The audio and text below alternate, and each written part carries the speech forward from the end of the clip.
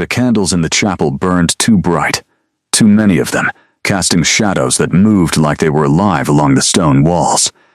Elena stood at the back entrance in a dress that wasn't hers, stitched by hands that weren't gentle, and stared at the aisle stretching in front of her like a road to her own execution. Her father wouldn't look at her. That told her everything. 3 days ago, he'd sat her down at the kitchen table, the one with the wobbly leg he'd promised to fix for 2 years, and told her the debt was gone. Paid, all of it. The loan sharks who'd been circling their family like vultures for months, gone, vanished, silenced. All she had to do was marry a man she'd never met. "Who is he?" she'd asked. Her father's hands had shaken around his coffee cup. "Someone powerful. Someone who can protect this family." "That's not an answer. It's the only one I have, Elena." Now she stood in a borrowed veil, and the priest at the altar kept glancing toward the shadows near the chapel doors, like he was waiting for permission to start. The guests, if you could call them that, were strangers in dark clothes, who watched her with an attention that felt wrong, too focused, too still. Her mother squeezed her hand. "It'll be fine," she whispered, though her voice cracked in the middle of the word fine like even she didn't believe it. Elena's stomach twisted.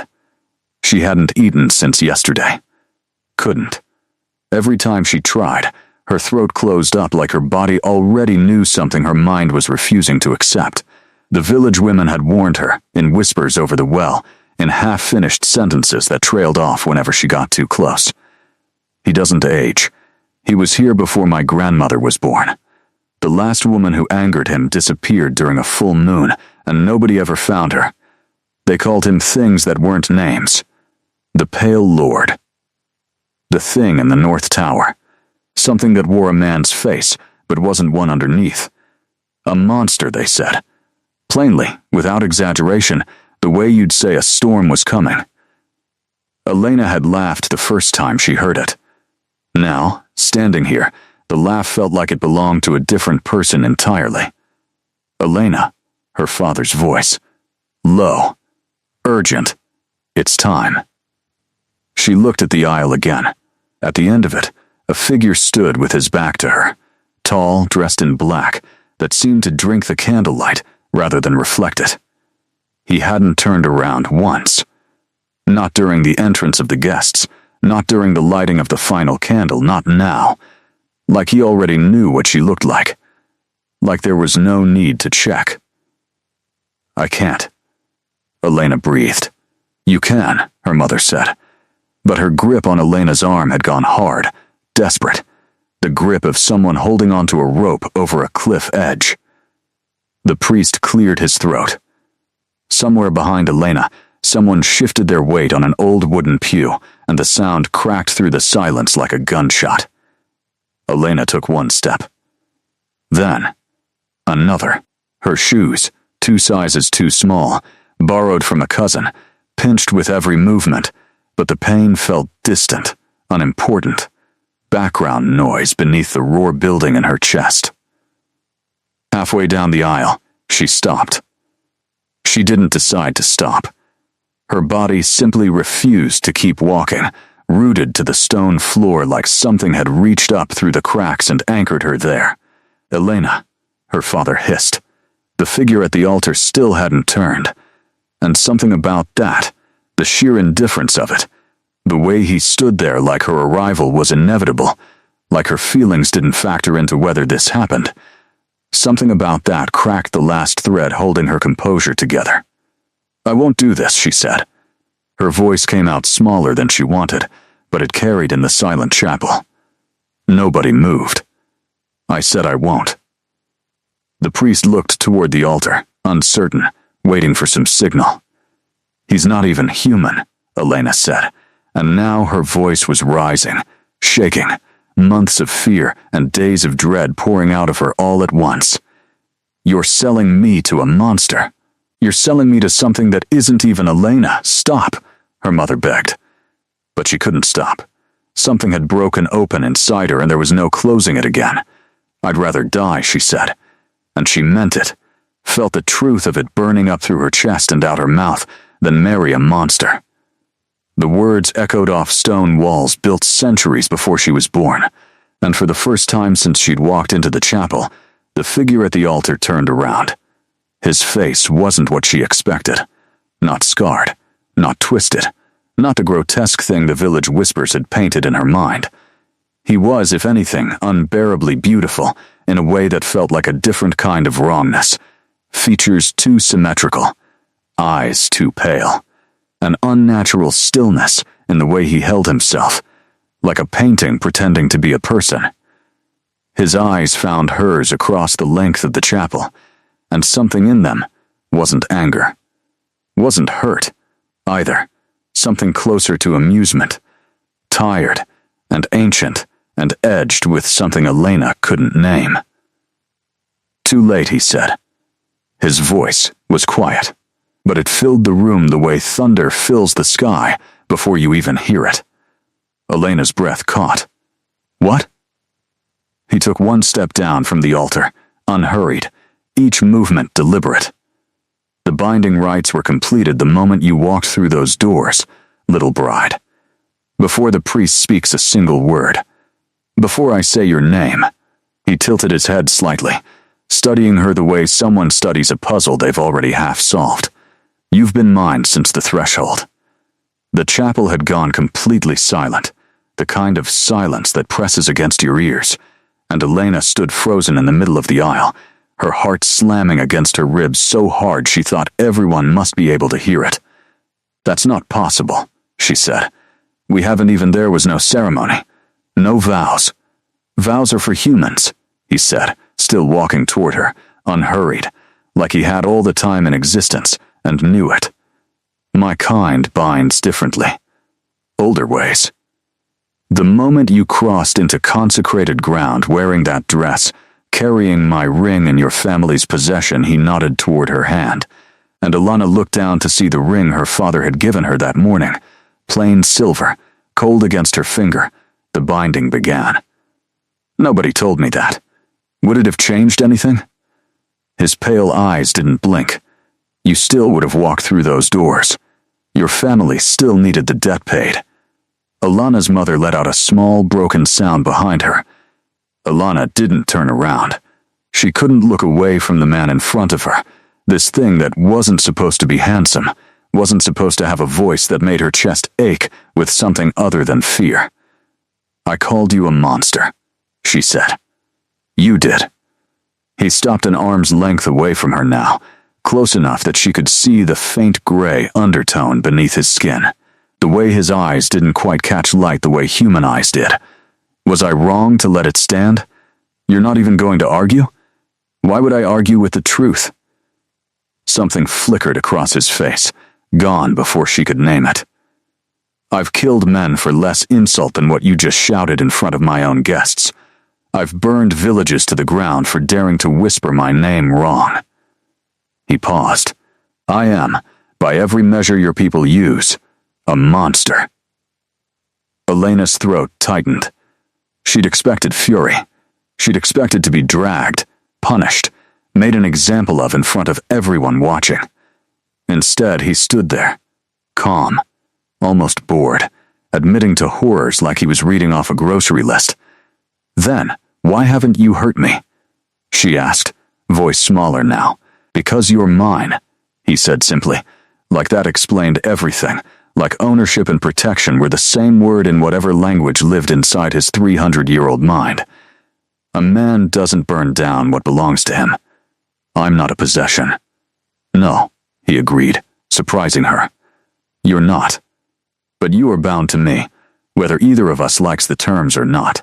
And I find he tilted his head again, studying her flushed face, her trembling hands, that I don't mind the terms nearly as much as I expected to. Behind Elena, her father finally found his voice. "My lord, please. She's young. She didn't mean silence." The word wasn't loud. It didn't need to be. Her father snapped his mouth shut immediately, face pale. The Vampire King, because that's what he was, Elena understood now. Fully, completely, in the marrow of her bones, turned his attention back to her. "Walk with me," he said, "away from the audience.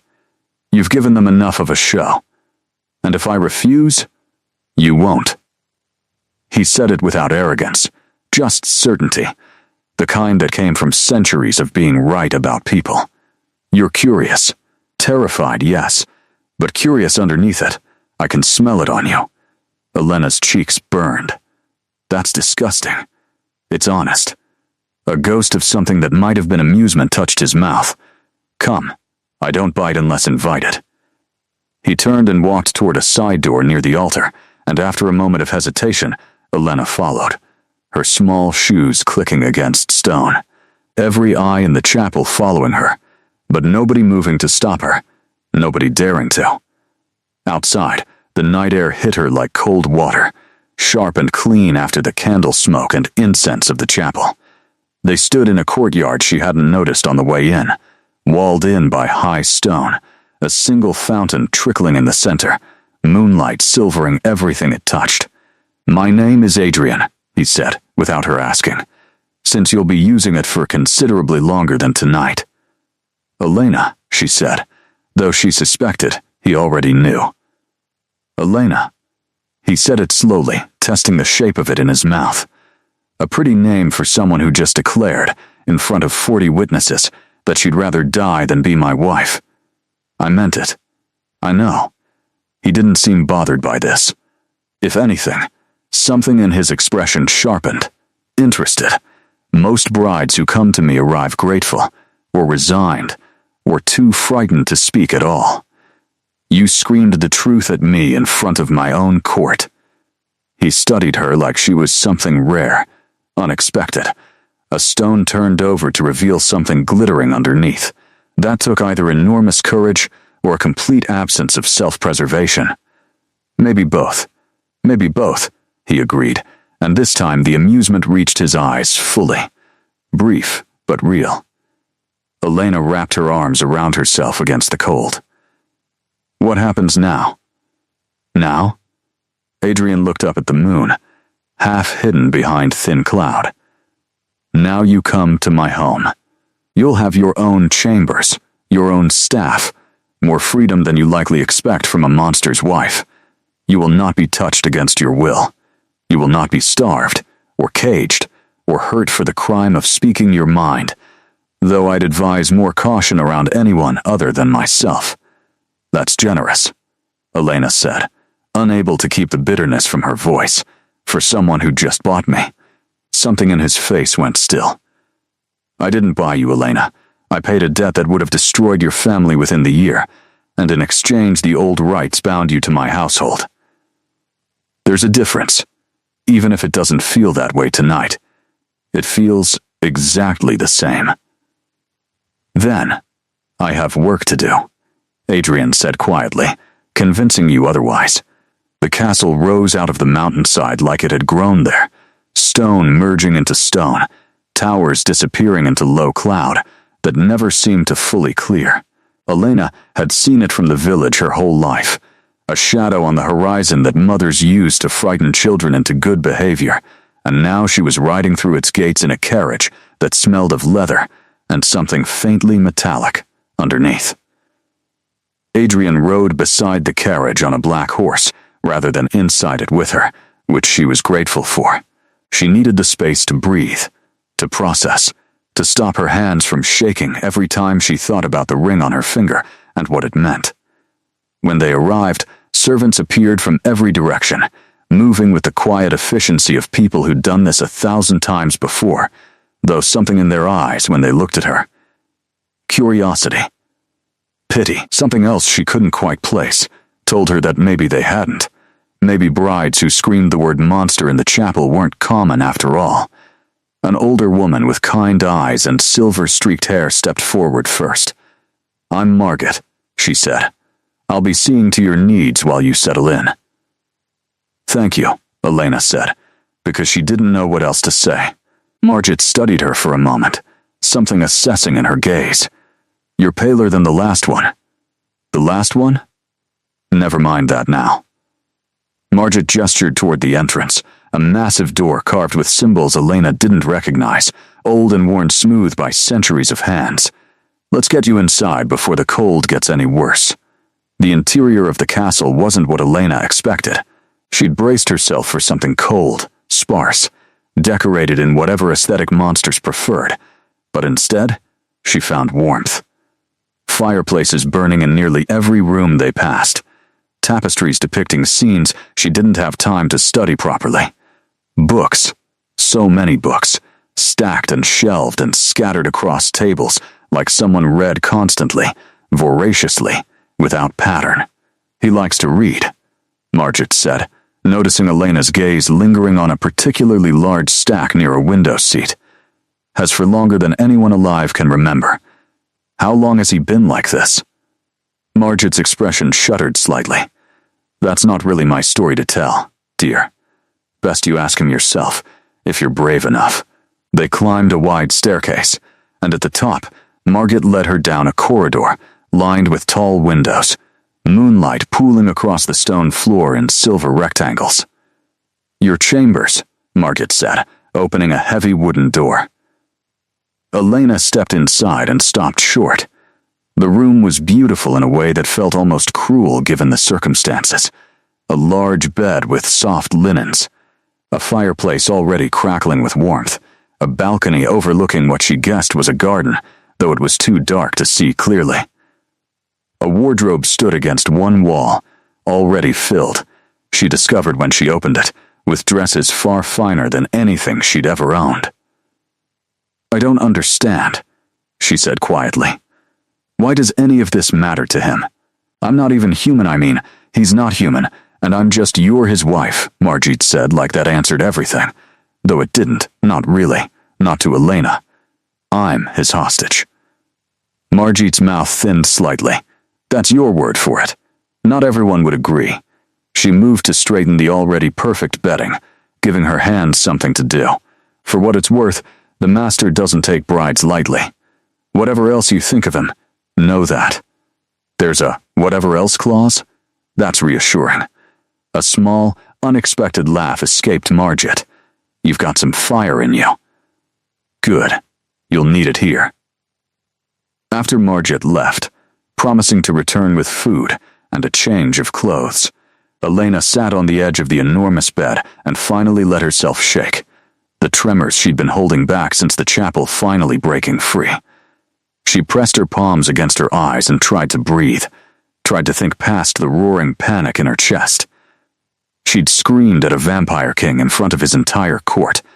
She'd called him a monster to his face, and instead of killing her, or punishing her, or locking her in some dungeon she was certain existed somewhere beneath this castle, he'd walked her through moonlit gardens and spoken to her almost gently. None of it made sense. A knock sounded at the door, soft, almost hesitant. Come in, Elena said, expecting Margit. Instead, Adrian stood in the doorway, having changed out of his ceremonial black into something simpler, dark trousers and a loose shirt that made him look less like a monster from a story, and more, disturbingly, like an ordinary man. I won't stay long, he said. I only wanted to see that you'd settled in. Settled, Elena repeated. That's an interesting word for it. He almost smiled at that. You're allowed to hate me, Elena. I won't pretend otherwise or ask you not to. But I would ask one thing. What? Give this a chance before you decide I'm the villain of your story. His pale eyes held hers, steady, unreadable. I've been called many things over many centuries. I'd like the opportunity to prove some of them wrong, at least where you're concerned. And if you can't, then you'll hate me with better information, he said, which I suppose is the most honesty I can offer tonight. He left before she could respond, the door clicking shut behind him, and Elena sat alone in the firelight, more confused than she'd been standing in the chapel aisle, more confused than she'd ever been in her entire life. Sleep didn't come easily that first night, not with the unfamiliar sounds of the castle settling around her, wind pressing against ancient stone, the distant howl of something in the mountains that might have been wolves Or might have been something else entirely. Elena lay awake staring at a ceiling painted with faded murals of stars, trying to make sense of a day that had unraveled everything she thought she understood about her own life.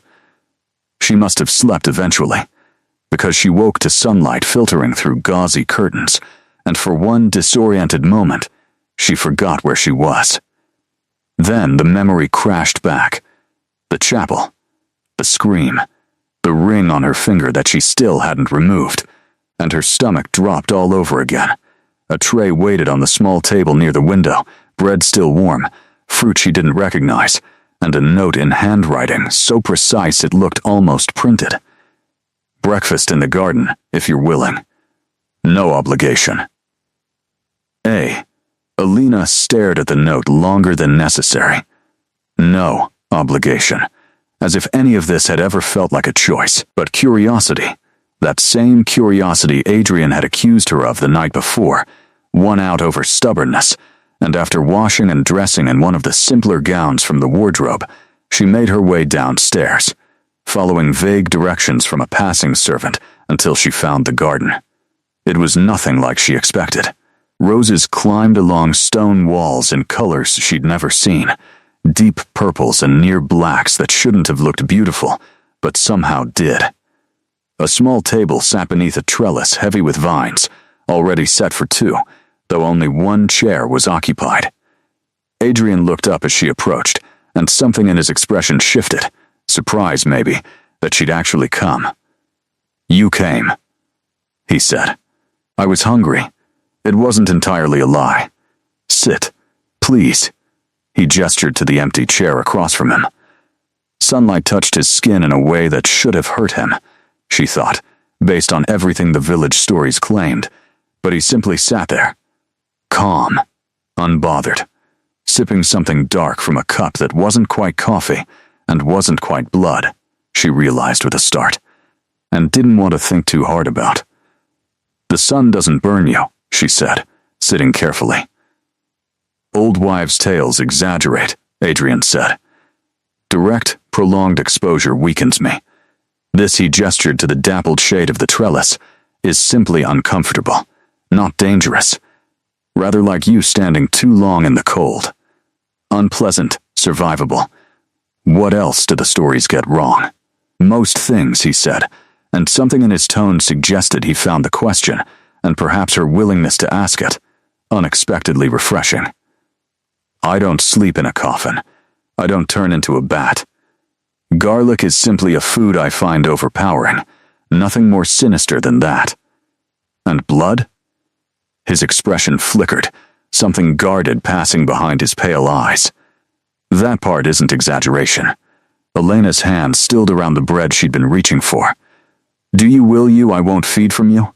Adrian said, before she could finish the question, his voice firm, immediate, not without your explicit consent, and likely not even then unless circumstances demanded it. "I have other sources, willing ones." "You need never fear that from me. Why should I believe you?" "You shouldn't," he said simply. "Not yet. Trust isn't something I can hand you along with breakfast, Elena. It has to be earned, slowly, through actions rather than promises." He set down his cup.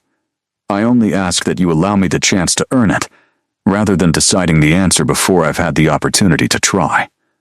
Elena studied him across the table, this creature who was supposed to be a monster, who spoke with more patience and more honesty than most humans she'd known her entire life. "Why me?" she asked finally. "Out of everyone in the village, why did you choose my family's debt to settle?" Something shifted in his expression, complicated, layered. "Would you believe me if I said it wasn't entirely calculated?" "No." A small, humorless laugh escaped him. "Fair enough. The truth is, I've watched your village for longer than you'd guess. Longer than your lifetime, certainly. I noticed you, 3 years ago, defending a child from older boys throwing stones at a stray dog. You couldn't have been more than 19. You broke your own hand doing it, if I recall correctly." Elena's breath caught. She remembered that day, remembered the sharp pain, remembered her father's fury at the doctor's bill. She hadn't known anyone watched. "You've been watching me for 3 years?" On occasion, Adrian said, something almost embarrassed flickering across features that seemed too composed for embarrassment. "I don't often find humans interesting enough to notice twice. You were an exception. That's not romantic. That's terrifying." "I never claimed to be romantic," he said, "only honest. When your father's debts came to my attention, I recognized the opportunity for what it was, and I took it. I won't apologize for wanting you here, Elena, even if the method leaves something to be desired." Elena sat in silence for a long moment, processing this, the strangeness of being watched, chosen, wanted by something so far outside her understanding of the world. "That's a lot to take in before breakfast," she said finally. "I could have waited," Adrian admitted, "but you strike me as someone who prefers honesty over comfortable lies, even when the honesty is inconvenient."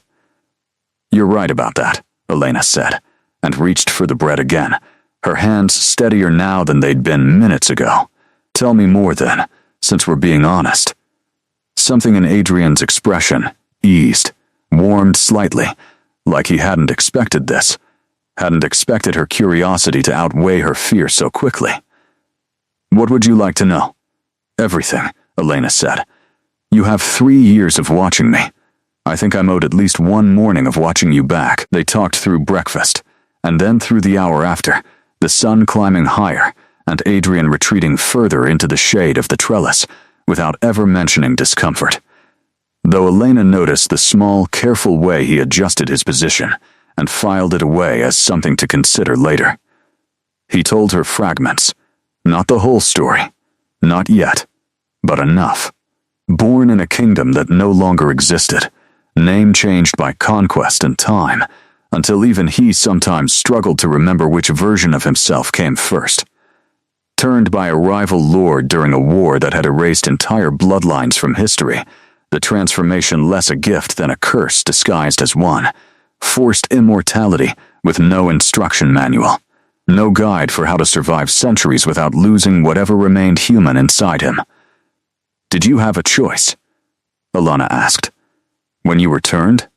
"No," Adrian said, and something old and unhealed moved behind his eyes. "I was left for dead on a battlefield. Woke up different. There was no ceremony, no ritual, nothing so clean as choice involved. That's horrifying." It was, he agreed, for the first several decades. Certainly, longer than that, if I'm honest. He turned his cup slowly on the table, watching the dark liquid catch the filtered light. "You learn to survive it, eventually, not the same as healing from it, but survival is its own kind of skill." Elena thought about her own family, her own trapped circumstances, the debt that had brought her here, and found an unexpected thread of understanding stretching between them, despite the impossible gap of centuries and species. "I didn't choose this either," she said quietly. "The marriage. My family's debt." "I know." Adrian's gaze met hers. "Steady. That's part of why I've been careful with you, Elena. More careful than perhaps you've noticed." "Careful how?" "I could have insisted on completing every part of the old rites last night," he said, voice low, measured. "Could have demanded things that were, technically, my right as your bound husband. I chose not to. I gave you space instead, chambers of your own, time to adjust, rather than immediate expectation." Elena's cheeks warmed, understanding what he meant without him needing to say it plainly. "Why?" "Because forcing someone who already called me a monster to my face felt like proving the accusation correct," Adrian said simply. "And because, selfishly, I'd rather you come to me wanting to, eventually, than resenting every moment between us. That's assuming I ever will want to." Something flickered across his face, and Elena couldn't tell if it was hurt or simple acknowledgement. "That's a possibility I've accepted," he said. "It doesn't change how I intend to treat you in the meantime." They sat in silence for a while after that, the garden humming with insects and distant birdsong, and Elena found herself studying the strange, careful way Adrian existed in the world, patient in a manner that felt earned rather than natural, like patience was a skill he'd built rather than a trait he'd been born with. "Tell me about the last one," she said eventually. Margit mentioned her. The last bride. Adrian's expression went carefully blank. "There isn't much to tell." "That's not an answer." "No," he admitted. "It isn't." He was quiet for a long moment, long enough that Elena thought he might refuse entirely. Her name was Ines. She came to me 40 years ago, under circumstances not unlike yours, family debt, arranged binding, initial resistance that softened over time. What happened to her? "She grew old," Adrian said simply, and something in his voice cracked slightly around the edges. "I didn't. That's the arithmetic of loving something mortal when you aren't, Elena. It ends, eventually, one way or another, and the ending is never kind." Elena's chest tightened, unexpectedly, at the rawness in his voice, the loss he clearly still carried decades later. "I'm sorry. Don't be," Adrian said. "It's simply the nature of what I am. I tell you this not to burden you, but because I think you deserve to understand what you're truly bound to. Not just danger, not just strangeness, but eventual, inevitable grief, if things between us ever become more than obligation." That's a very depressing thing to say over breakfast. A ghost of a smile touched his mouth. "You did ask for honesty." "I did," Elena admitted. "I suppose I should be careful what I ask for around you." "Perhaps," Adrian said, and this time the smile reached his eyes, brief but genuine, "though I find myself hoping you won't be. Careful, I mean, at least not entirely." The days that followed settled into something Elena hadn't expected, a rhythm that felt less like captivity and more like a strange, cautious peace. Mornings often found her in the garden, sometimes with Adrian, sometimes alone with a book borrowed from his overflowing library, the pages worn soft by countless hands over countless years. Afternoons she spent exploring the castle's endless corridors, discovering rooms full of forgotten instruments, portraits of people whose names nobody remembered anymore, a small chapel of his own that seemed never used but perfectly maintained.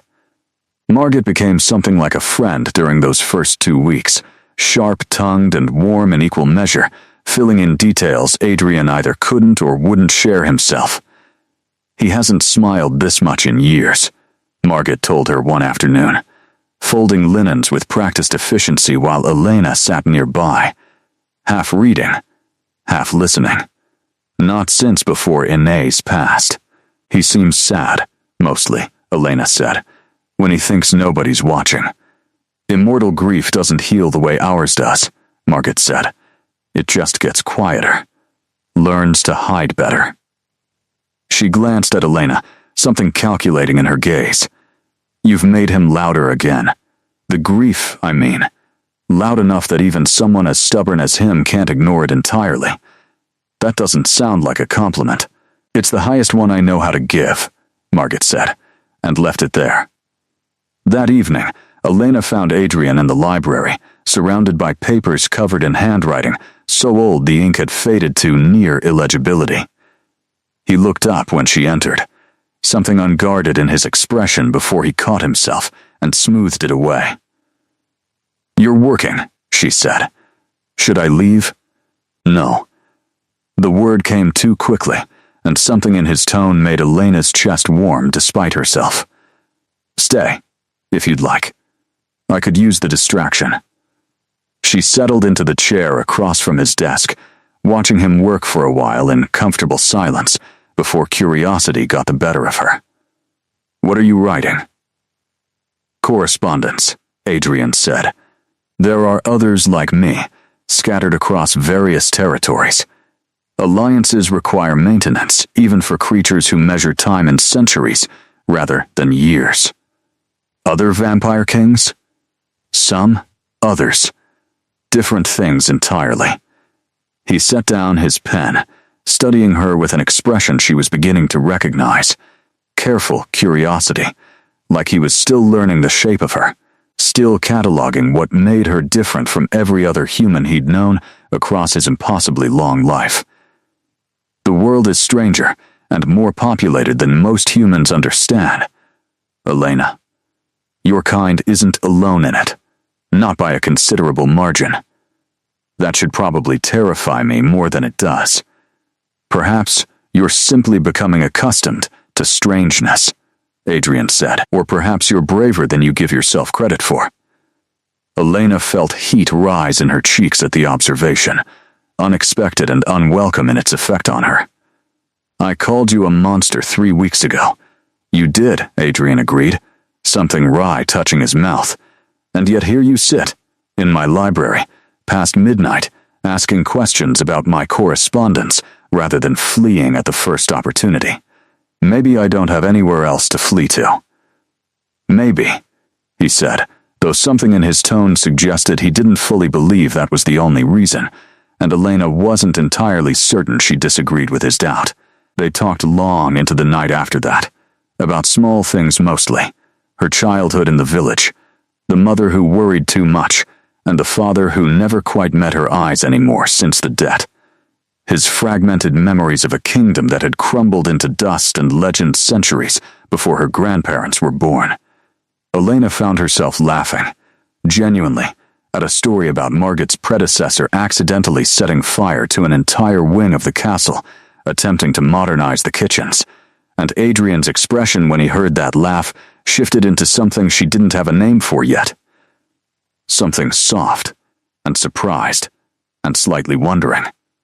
You have a good laugh, he said quietly, once the moment passed. I haven't used it much lately, Elena admitted.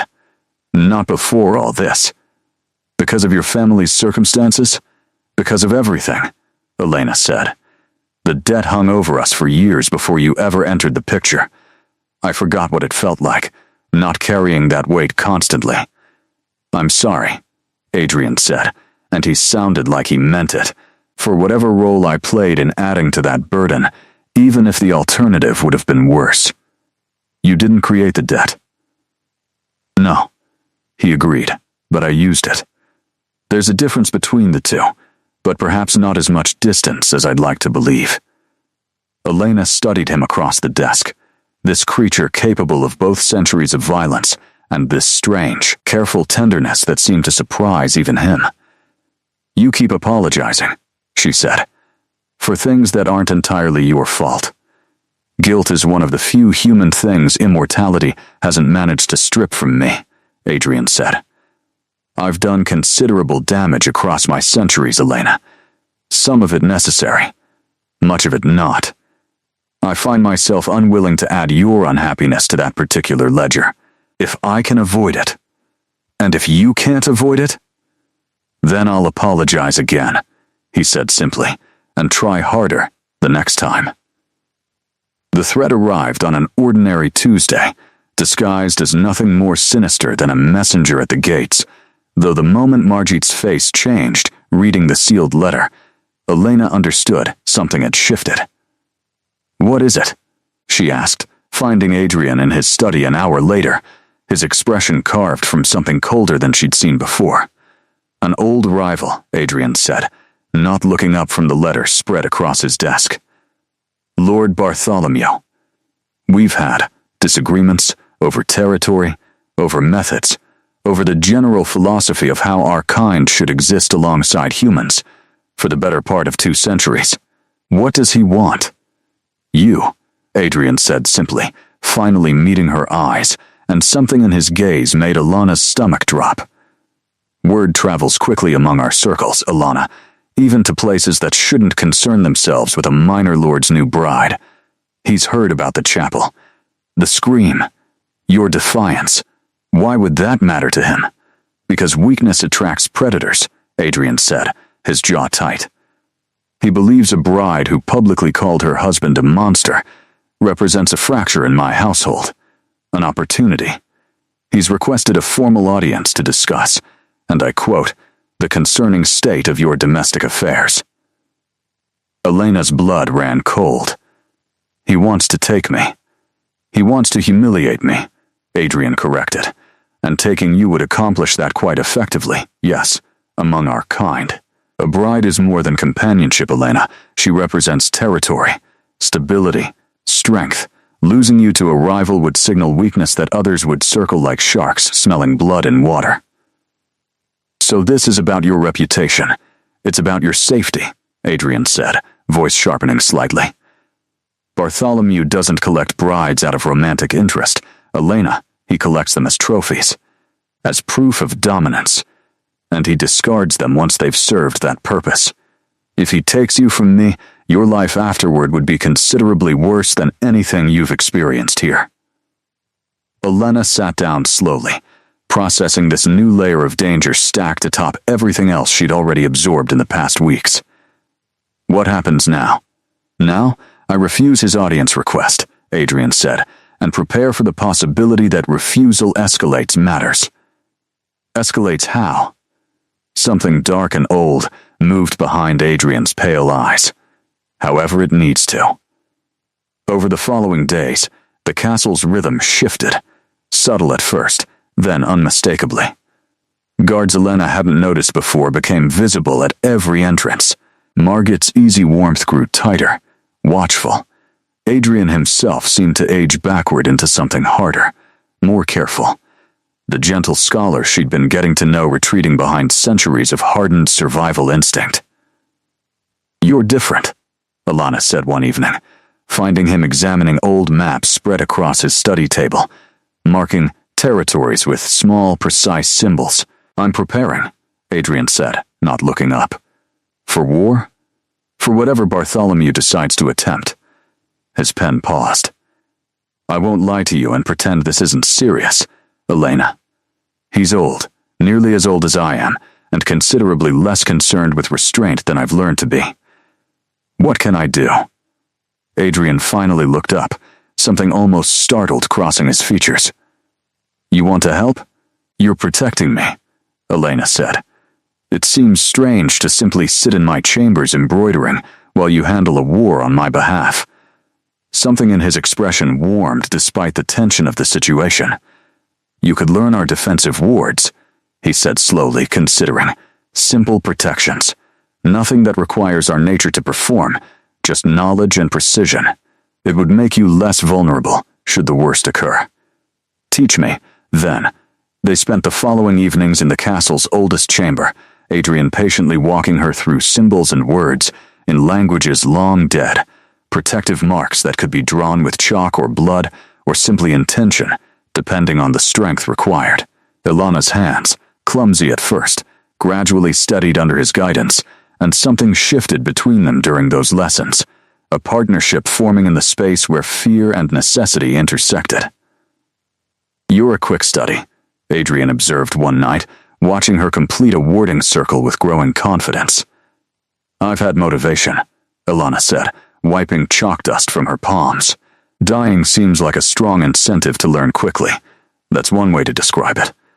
He studied her for a long moment, something complicated moving behind his pale eyes.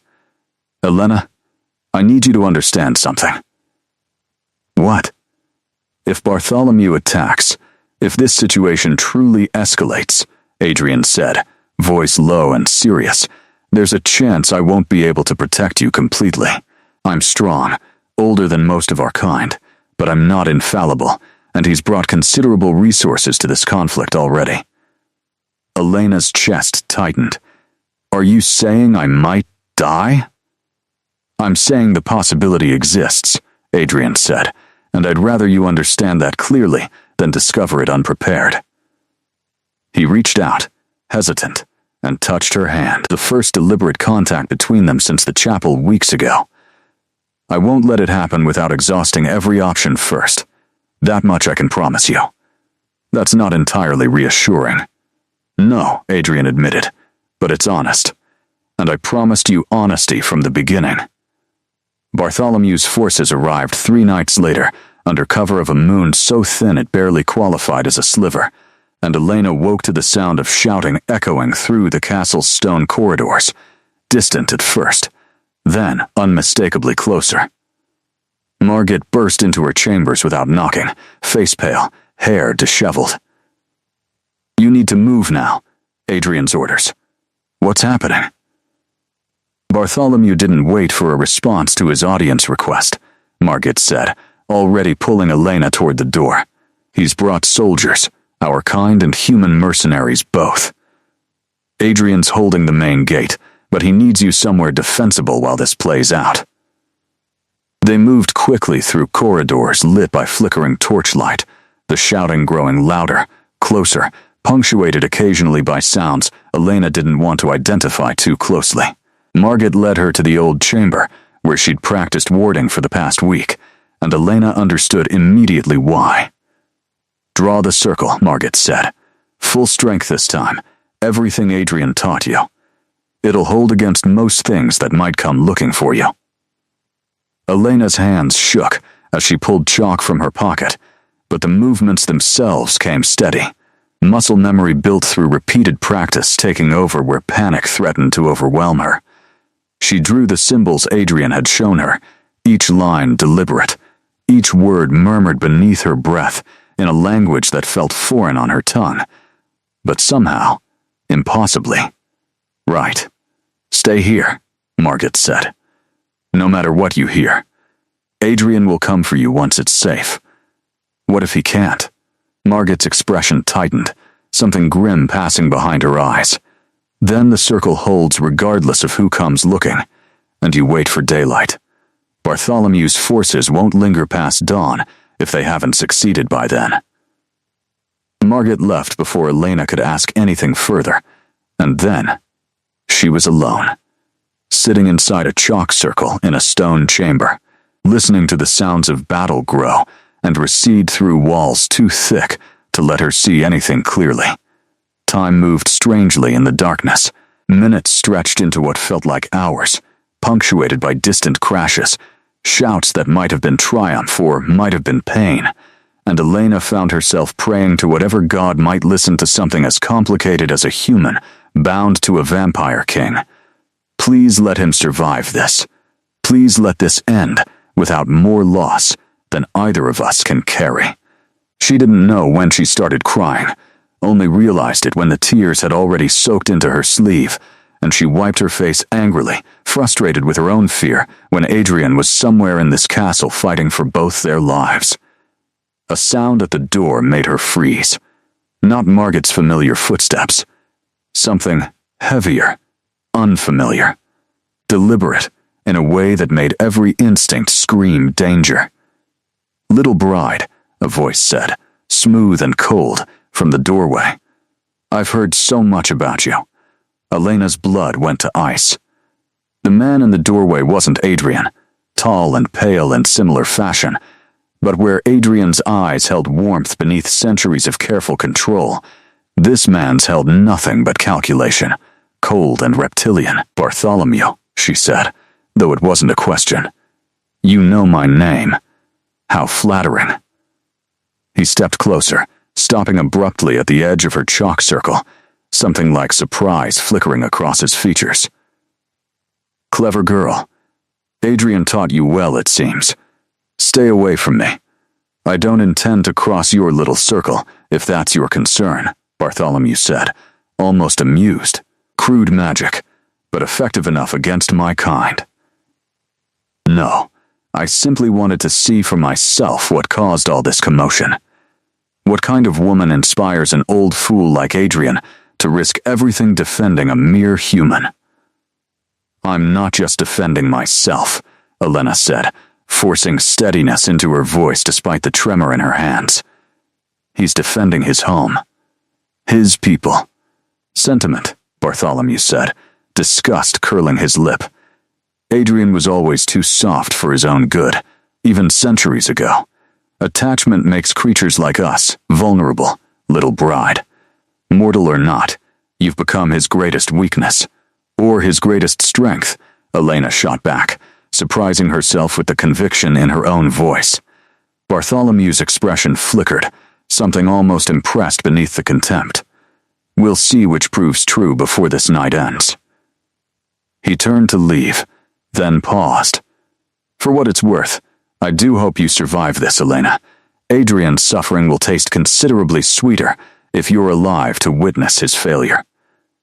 He disappeared into the darkness beyond the doorway, and Elena sat frozen inside her circle, heart pounding, until the sounds of battle finally, slowly, began to fade into an uncertain silence that felt somehow more terrifying than the chaos it replaced. Dawn broke gray and uncertain, filtering through the chamber's single narrow window, and Elena had long since stopped crying, exhaustion pulling her into something between sleep and waking. Still seated within her protective circle when the door finally opened again. She jolted upright, chalk dust smeared across her palms, heart hammering with fresh fear until she recognized the figure in the doorway. Adrian. He looked wrecked, blood staining his torn shirt, dark circles beneath eyes that seemed older than she'd ever seen them. But he was alive, standing, and something in Elena's chest cracked open with relief so intense it nearly buckled her knees. "It's over," he said, voice rough with exhaustion. "Bartholomew's retreated, at least for now. His forces suffered too many losses to continue. Are you hurt? Nothing that won't heal." He crossed the room slowly, and Elena finally broke the circle's edge to meet him halfway, throwing her arms around him before either of them could think too carefully about the gesture. Adrian froze for a moment, clearly surprised, before his arms came around her carefully, like she might break, holding her against his chest while she shook with released tension and fear finally given somewhere to go. "You're safe," he murmured into her hair. "That's what matters most." "Bartholomew came here," Elena said, pulling back slightly. "To this room. He spoke to me." Adrian's expression darkened immediately. "What did he say?" "That I was your weakness," Elena said. "That attachment makes creatures like you vulnerable." "He's not entirely wrong," Adrian admitted, something raw in his voice.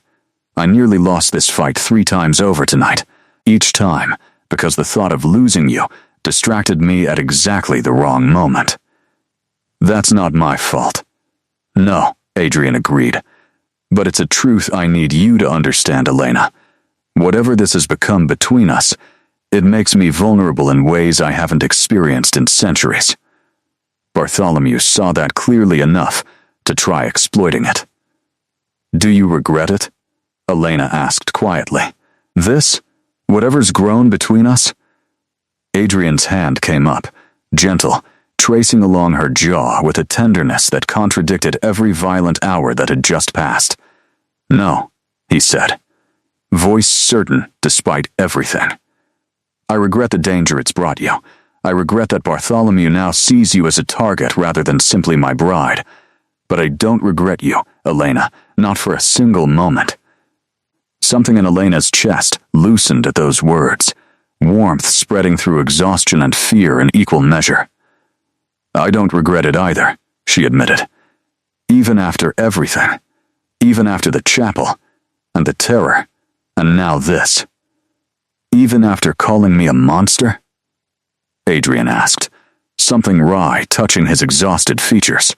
"Especially after that," Elena said. "Because you proved me wrong every single day since."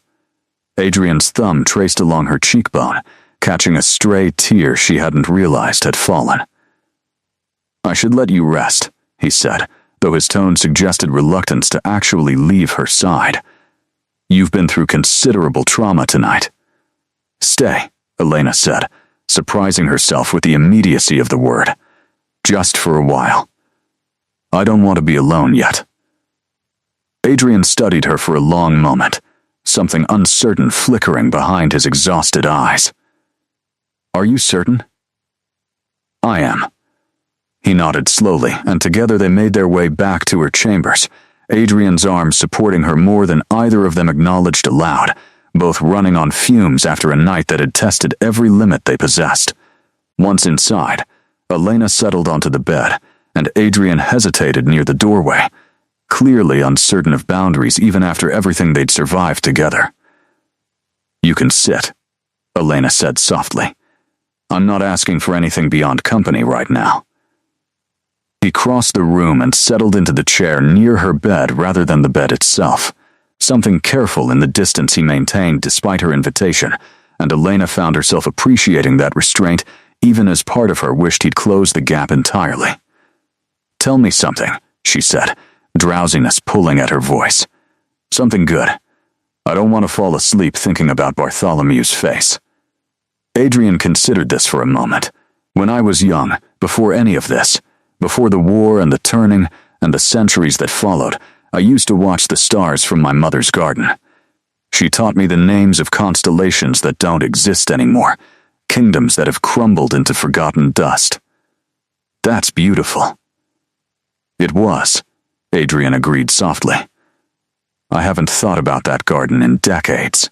You have a way of making me remember things I'd buried rather thoroughly. Is that a complaint?" "No," he said, something warm entering his exhausted voice. "It's gratitude, Elena, however clumsily I'm expressing it." She fell asleep to the sound of his voice describing constellations long since renamed by history, and for the first time since the chapel, Elena's dreams held no fear at all. Recovery took the better part of 2 weeks, both physical and otherwise, the castle slowly returning to something resembling normalcy even as new defenses were constructed.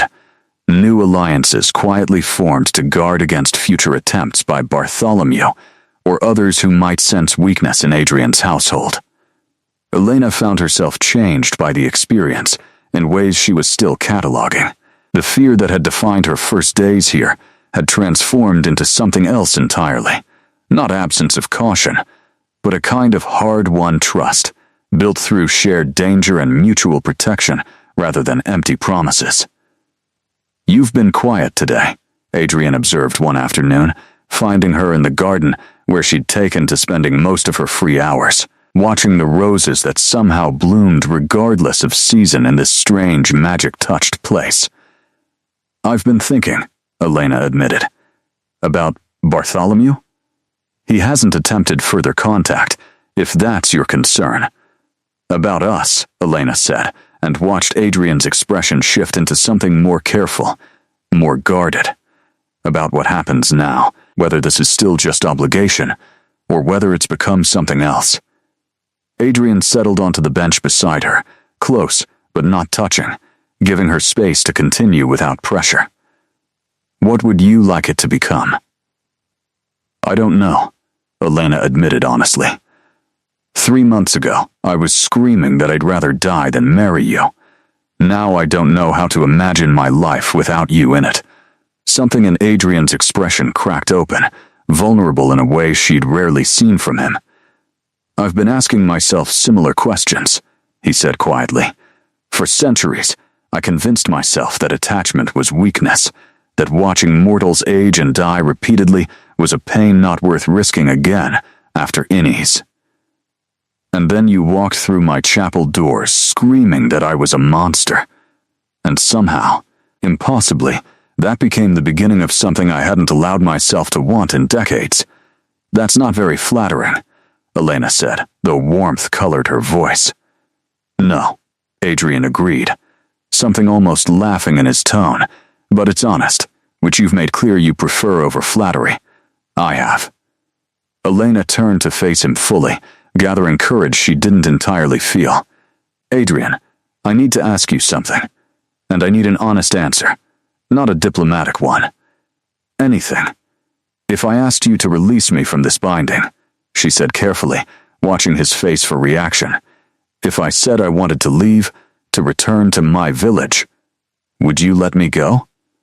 Something flickered across Adrian's expression, pain quickly masked by careful control. "Yes," he said, voice steady despite what it clearly cost him. "The old rights bind us together, but I would never force you to remain somewhere you're unhappy, Elena. I'd find a way to release the binding, whatever the cost to myself. Even though it would hurt you?"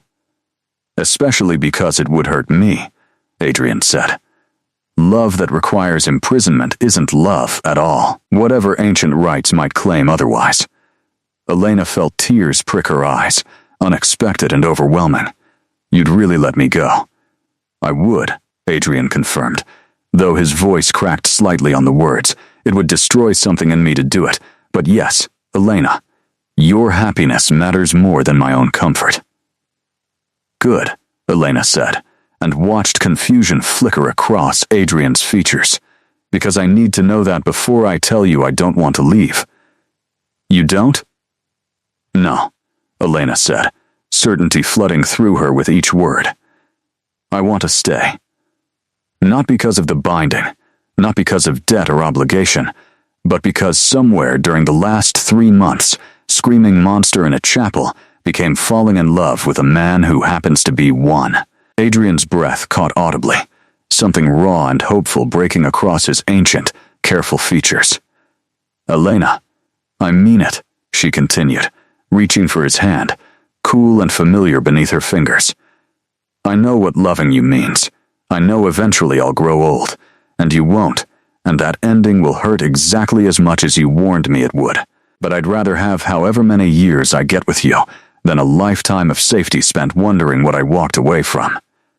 Adrian's other hand came up to cradle her face, careful, reverent, like she was something precious he'd never quite believed he deserved to hold.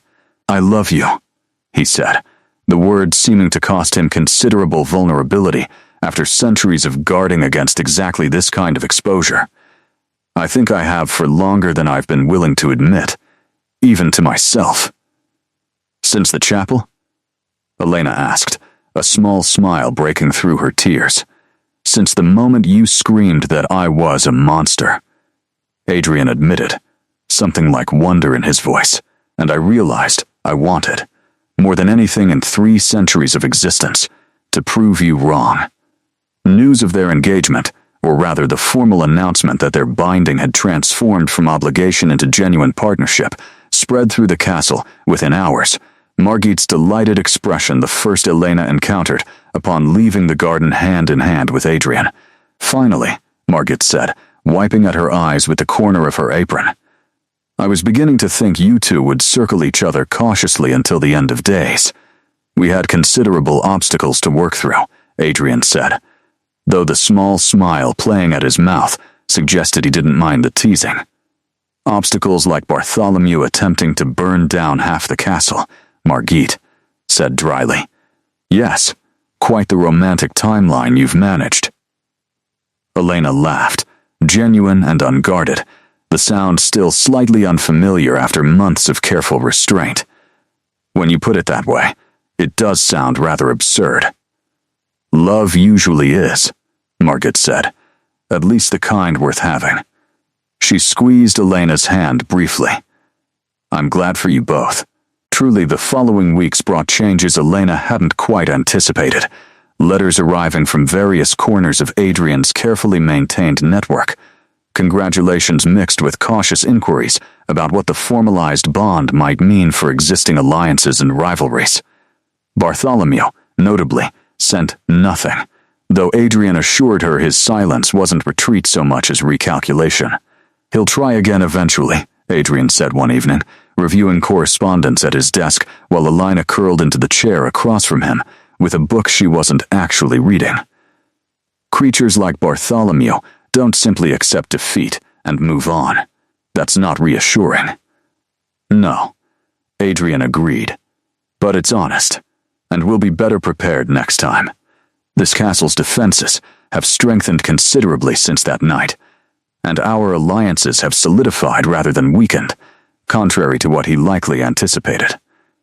Do you regret any of it? Elena asked. The complications I've brought into your life?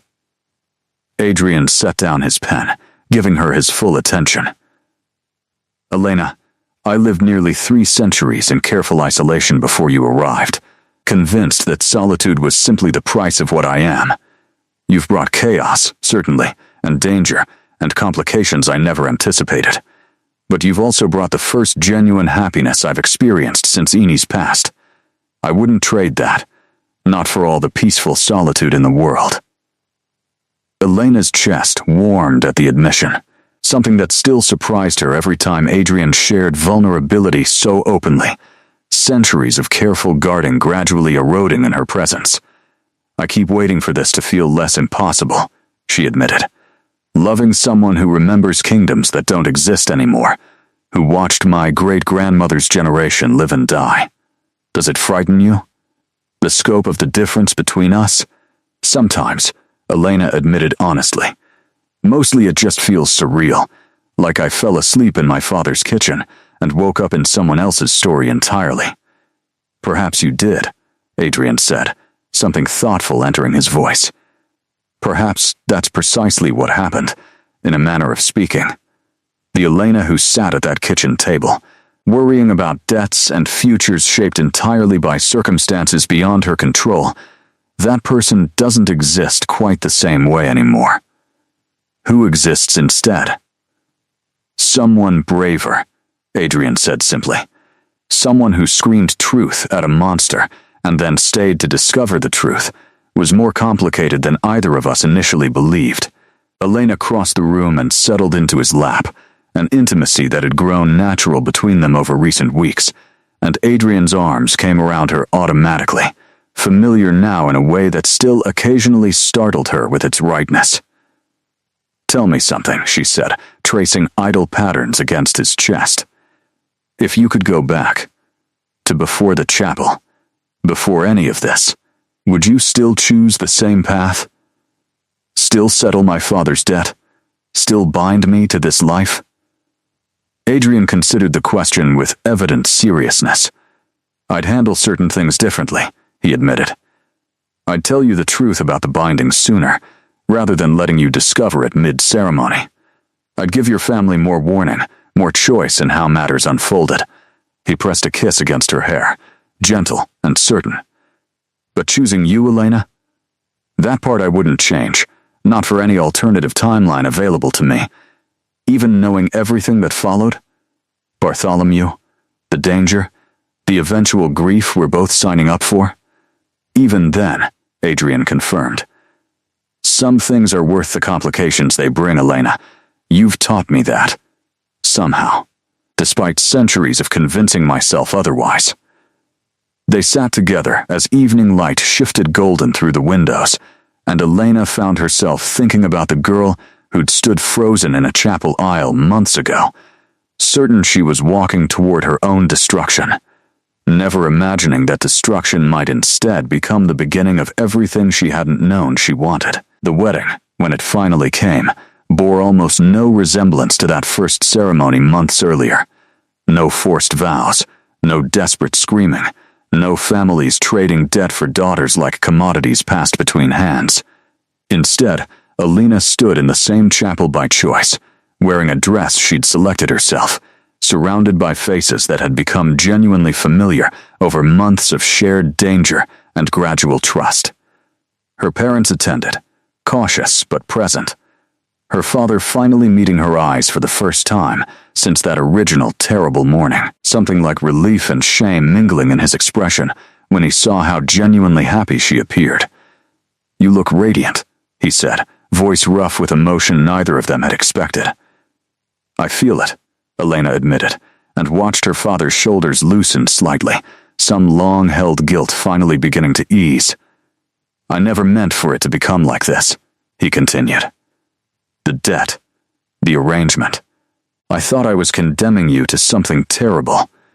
You were, Elena said gently, but it became something else entirely, through no particular effort of yours. I don't blame you anymore, Papa. Whatever pain that morning caused, it led me here, and I wouldn't trade this for anything. Her father's eyes welled with tears. He quickly blinked away, unused to such open emotion after years of carrying guilt silently. He treats you well? Truly? Better than I ever imagined possible, Elena confirmed. From anyone, let alone someone I once called a monster to his face. Adrian waited at the altar as she walked the aisle, and this time, he didn't have his back turned, watching her approach with an expression so openly adoring that Elena felt her own eyes fill with unexpected tears. Margaret stood nearby, dabbing at her own eyes with visible pride, and even some of the guards Elena had grown familiar with over recent months watched with expressions softer than their usual careful vigilance. The ceremony itself was simple, vows exchanged in both the old language of Adrian's kind and the common tongue of her own village, a blending of two worlds that had once seemed impossibly separate, but had gradually, carefully, become one shared existence. "I promise you honesty," Adrian said, his voice carrying easily through the quiet chapel, even when honesty proves difficult. "I promise you patience, built through centuries of learning its value the hard way. And I promise you love, freely given rather than bound by ancient rites, for however many years we're granted together. I promise you courage." Ilana replied, voice steady despite the emotion thickening her throat, even when circumstances frighten me beyond measure. "I promise you honesty in return, whatever truths that requires us both to face. And I promise you love, chosen rather than forced, for as long as I draw breath." When Adrian kissed her, gentle and certain in front of witnesses who understood exactly how far they'd traveled to reach this moment, Elena felt something settle inside her chest, a rightness that no amount of initial terror could have predicted. Later, during the celebration that followed, Elena found a quiet moment alone with Adrian on the same balcony where they'd first shared breakfast months earlier, watching stars emerge across a sky he'd once described, using constellation names that no longer existed anywhere but his memory. "Any regrets?" Adrian asked, echoing a question she'd once posed to him. "Only that I wasted the first hours calling you a monster instead of simply asking questions," Elena said, leaning into his familiar warmth. "You weren't wrong to be afraid," Adrian said. "I was, and remain, capable of monstrous things. That truth doesn't disappear simply because we've found happiness together." "No," Elena agreed. "But you're also capable of patience, and gentleness, and a kind of loyalty I don't think humans manage to sustain across mere decades, let alone centuries. Monster feels like an incomplete description now. What would you call me instead?" Elena considered this seriously, watching moonlight catch in his pale, familiar eyes. "Mine," she said finally. "Just mine. Whatever else that encompasses, complicated and impossible as it sometimes seems." Adrian's arms tightened around her, something profoundly content settling into his ancient, careful features. "Yours," he agreed softly. "For however long forever turns out to mean, for both of us." Below them, the celebration continued, laughter and music drifting up from the courtyard, and Elena thought about the girl who'd once stood frozen in a chapel aisle, terrified of every unknown ahead of her, never imagining that terror might eventually transform into the deepest happiness she'd known. "Too late," Adrian had said, that first impossible night. Standing here now, wrapped in his arms beneath centuries-old stars, Elena understood finally what he'd truly meant. Not too late for danger, or complication, or the eventual grief immortality guaranteed. Too late for anything except exactly this. Too late for anything except love, chosen freely, against every fearful expectation either of them had carried into that fateful chapel morning.